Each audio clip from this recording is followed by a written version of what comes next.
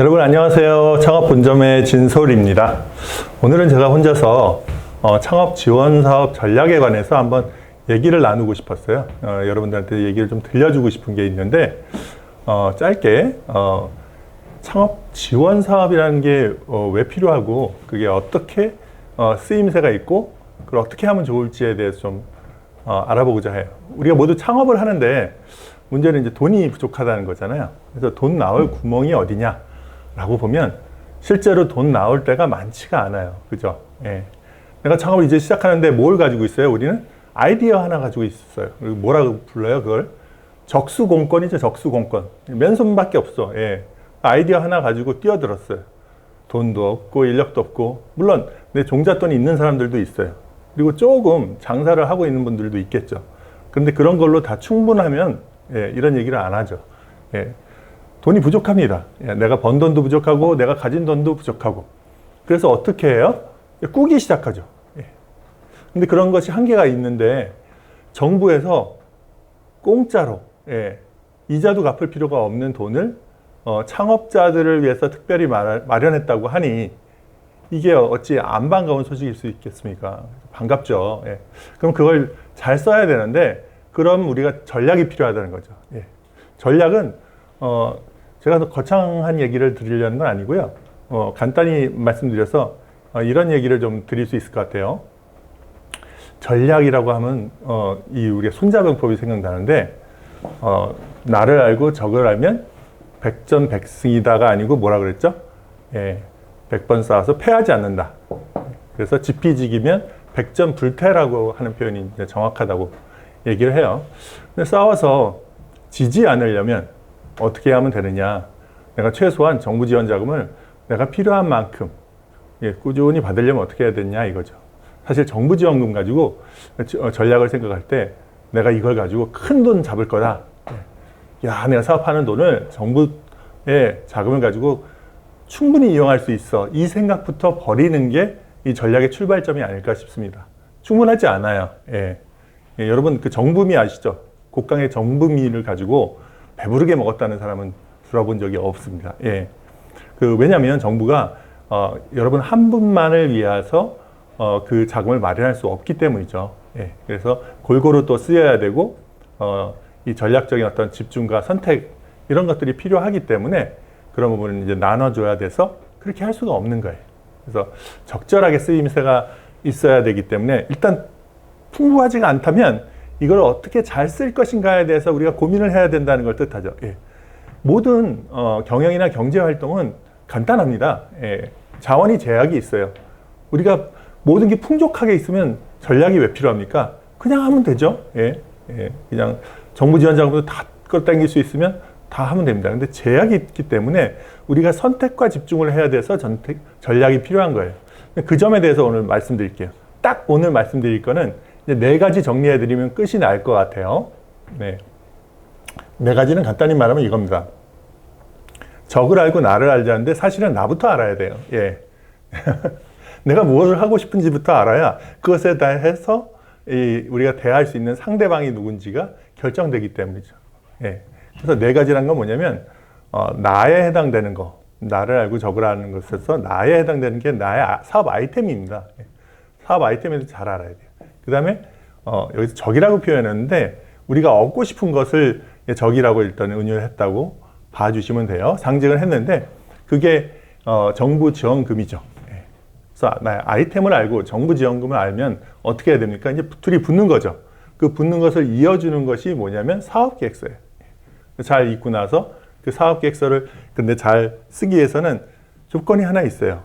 그 사업계획서가 붙기 위한 선정 기준을 잘 알면 됩니다.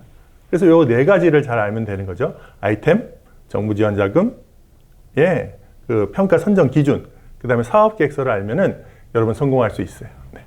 그 4가지입니다. 간단히 말씀드릴게요. 아이템에 대해서는 뭘 알아야 되냐?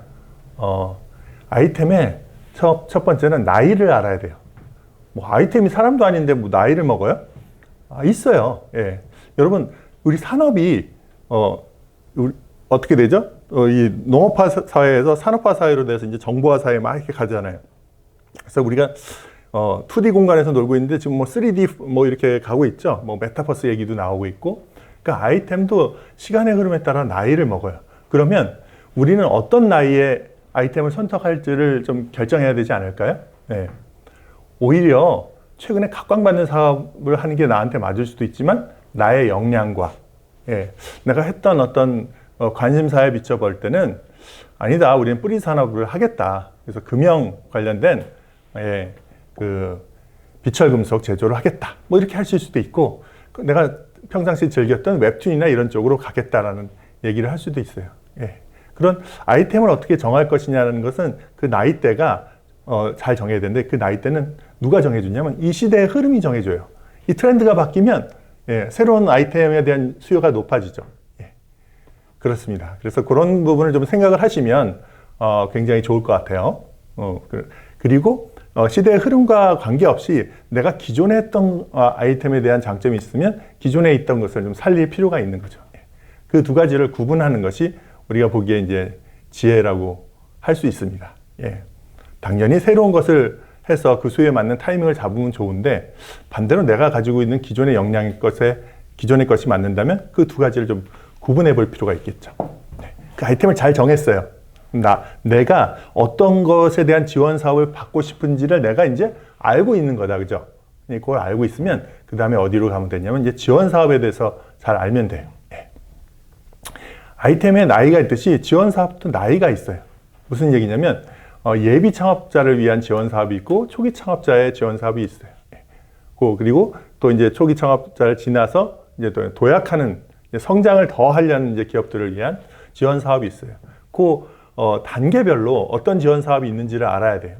그게 단계가 나이라면 양옆으로 그 유형들이 있는 거죠. 아이템도 그 나이라고 볼 수 있지만 유형이라고 구분할 수 있듯이 똑같아요. 지원 사업도 유형을 구분해 볼 수가 있습니다. 크게 얘기하면 스타트업이냐, 아니면 그냥 작은 소상공인을 성실하게 하겠느냐에 따라서 우리가 채택할 수 있는 지원 사업은 달라지고요.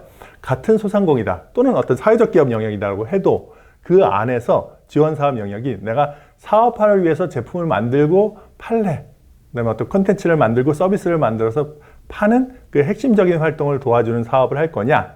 아니다. 그런 핵심적인 활동보다는 일단은 나는 인건비를 조달해야 되겠어. 나는 좀 광고 마케팅비에 좀 집중을 해야 되겠어. 또는 나는 공간 확보가 필요해. 이런 목적별로 다를 수가 있거든요. 지원 사업의 유형을 잘 파악을 하셔서 이제 맞추기 시작하는 거죠.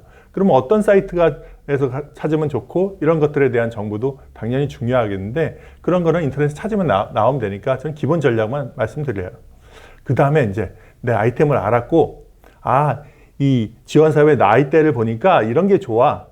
이런 걸 알았으면 그 아이템과 지원 사업이 붙습니다. 어디서 붙나요? 전장에서 만나듯이 어디서 만날까요?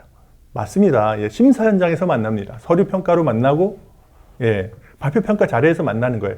거기서 전략은 뭡니까? 심사위원들의 마음을 얻어야 되죠. 심사위원이 선호하는 기준이 있어요. 그래서 이 지원 사업별로 그 심사 기준이 굉장히 달라요. 그래도 공통적인 게 있어요. 공통적인 게 뭐냐면 결국 개념은 비슷하다는 거예요. 뭘 보냐면 기술성을 봐요. 그 다음에 사업성을 봅니다. 그 다음에 그걸 잘 할 수 있는지, 역량이 있는지 역량도 보고, 정부 지원 사업이라면, 창업 지원 사업이라면 독특하게도 이제 공공성을 안 강조할 수가 없죠. 요 네 가지를 좀 보시면 돼요. 기술성은 딱 두 가지예요.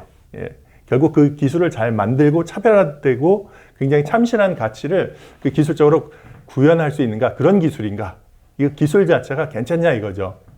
두 번째는 뭐냐면 괜찮으면 뭐합니까? 그 기술을 만들어낼 역량이 있는가. 그런 인력과 물적 요건이나 인프라나 그런 노하우 체계가 갖춰져 있는지를 우리가 많이 보겠죠. 뿐만 아니고 사업성 카테고리로 넘어가면 이제 시장성과 수익성을 봐야 돼요. 이 시장 자체가 크지 않으면 뭐 진입이고 되고 말고가 없어요. 시장이 커야 돼요. 파이가 커야 거기서 내가 얻을 게 맞는 거죠. 그 다음에 수익성. 수익성은 그 파이가 크더라도 경쟁사가 많거나 내가 역량이 준비 안 되면 수익이 작아질 겁니다. 그리고 진입 타이밍이나 이런 것도 다 관련이 있기 때문에 그런 평가 기준을 생각을 하면 이게 바로 사업계획서의 작성 항목이 된다라고 생각을 하시면 됩니다. 그 다음에 정부는 사회적 기업이니까 공공성이나 기타 여대 역량 부분이 중요하다는 것을 아시면 우리가 심사 기준과 사업 계획서를 같이 말씀드렸기 때문에 그 네 가지 기준에 의거해서, 네 가지라는 건 다시 말씀드리지만 아이템, 지원 사업, 그렇죠. 그다음에 선정 기준, 심사 기준, 그다음에 사업 계획서, 그걸 연결한 사업 계획서까지 생각을 해주시고 여러분이 전략을 짜시면 좋겠습니다. 자세한 내용은 또 다음 기회가 있으면 말씀드릴게요. 반가웠습니다.